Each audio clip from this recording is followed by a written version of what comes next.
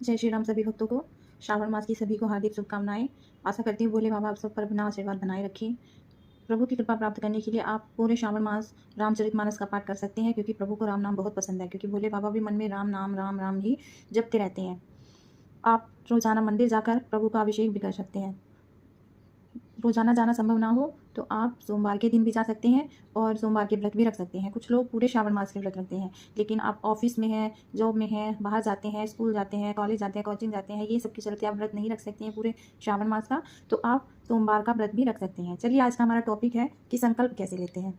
हम जानने आए हैं यहाँ संकल्प कैसे लेते हैं, क्या इसके नियम है, ये कितने दिन का लेना चाहिए और इसका पारायण कैसे होता है। तो सबसे पहले संकल्प कैसे लेते हैं। देखिए, हमें अपनी कोई भी हमारी स्पेसिफिक इच्छा होती है तो उसको हमें भगवान से प्रार्थना करनी होती है कि हे प्रभु, हमारी ये इच्छा पूरी हो जाए।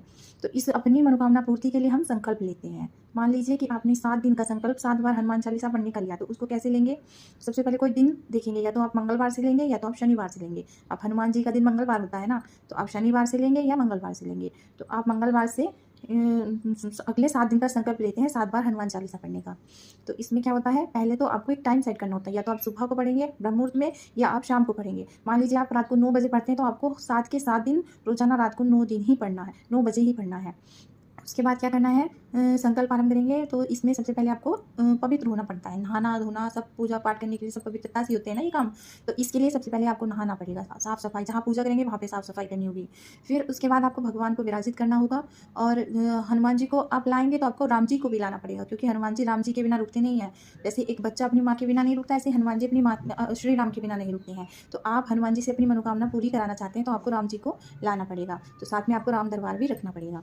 उसके बाद क्या करेंगे, अपने पास में जल रखेंगे और चावल रखेंगे और पुष्प रखेंगे, और कुछ भोग जो भगवान को पूजा के बाद आप लगाएंगे वो कुछ रख लेंगे। या तो बाहर से हो सके तो हाथ से बना के रख लो, और हाथ से बनाना संभव नहीं है, हॉस्टल में रहते हैं या बाहर है या कोई है, कुछ दिक्कत है किसी तरह की, तो आप बाहर से भी ला सकते हैं। बाहर से मिठाई ले आओ, जलेबी ले आओ, हनुमान जी को इमरती बहुत पसंद है, आप इमरती भी ला सकते हो। उसके बाद आपको बैठ जाना आसन बिछा के, और एक बात का ध्यान रखना है, जो कपड़े आप पहले दिन पहनेंगे वही आपको 7वें दिन पहनने हैं। कपड़े चेंज नहीं करने, क्योंकि हम पूजा करते हैं तो इसमें हमारी एनर्जी एब्जॉर्व होती है ना, जो भी ऊर्जा निकलती है वो सब एक जगह समाहित हो जाती है उन कपड़ों में। तो उनको आपको किसी को देना नहीं है, उन कपड़ों को पहन के ही आपको पूजा करनी है रोजाना।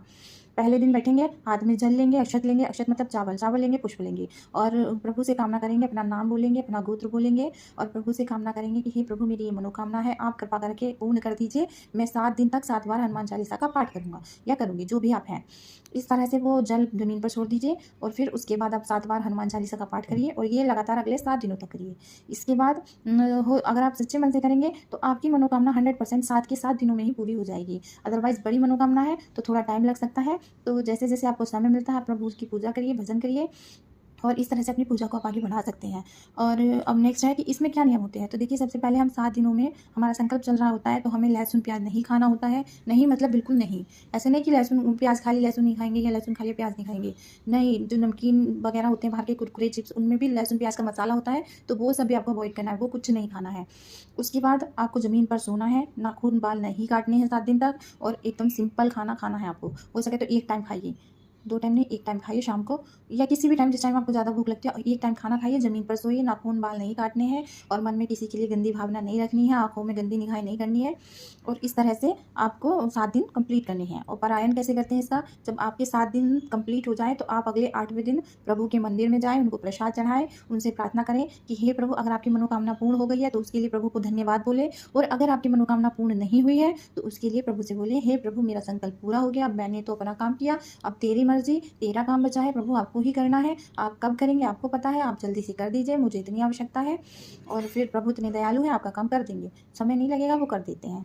इस तरह से प्रभु को प्रसाद चढ़ाते हुए, भोग लगाते हुए आपको पारायण करना है, और यही एक संकल्प विधि है। लेकिन ये इतना शक्तिशाली होता है कि आपकी कितनी भी बड़ी इच्छा क्यों ना हो, प्रभु उसको अवश्य पूरा करते हैं किसी न किसी रूप में आके। मान लीजिए आप बीमार हैं, या आपके घर में कोई बीमार है, तो आप उसके लिए संकल्प ले सकते हैं। आपकी नौकरी नहीं लग रही है, आप उसके लिए संकल्प ले सकते हैं। आपको घर खरीदना है, आप उसके लिए संकल्प ले सकते हैं। और कुछ भी A to Z आपको कोई भी दिक्कत है, आप उस संकल्प के द्वारा उसको पूर्ण कर सकते हैं।